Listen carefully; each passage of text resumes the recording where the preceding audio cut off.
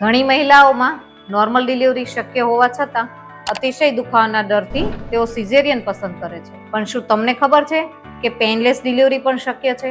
આજના મોડર્ન સમયમાં એક સુરક્ષિત અને શ્રેષ્ઠ ઓપ્શન છે. જો બાળકનું વજન બરાબર હોય, એના ધબકારા, બાળકની ફરતે રહેલું પાણી બરાબર હોય અને એની પોઝિશન બરાબર હોય તો ચોક્કસ એપિડ્યુરલ આપી શકાય છે. ડિલિવરીના એક્ટિવ સ્ટેજમાં એટલે કે જ્યારે દુખાવો મહત્તમ હોય ત્યારે કમરની નીચેના ભાગમાં પાતળા કેથેટર મારફતે દવા આપવામાં આવે છે, જે મગજ સુધી પહોંચતા પેઇનના સિગ્નલને બ્લોક કરે છે.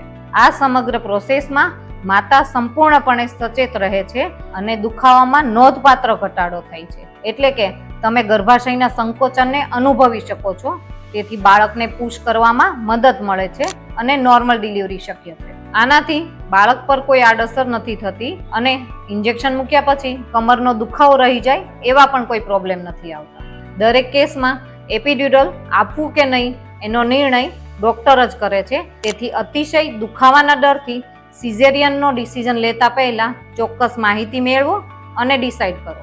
યાદ રાખો, સી સેક્શન નહીં પણ પેઇનલેસ નોર્મલ ડિલિવરી પણ ઓપ્શન છે. શું તમને પેઇનલેસ ડિલિવરી માટે કોઈ ક્વેશ્ચન છે તો મને કોમેન્ટ કરો અને આ રીલ તમારી એવી પ્રેગ્નન્ટ ફ્રેન્ડ્સને શેર કરો જેને નોર્મલ ડિલિવરી કરાવવી છે. જાણો, સમજો, ડરશો નહીં.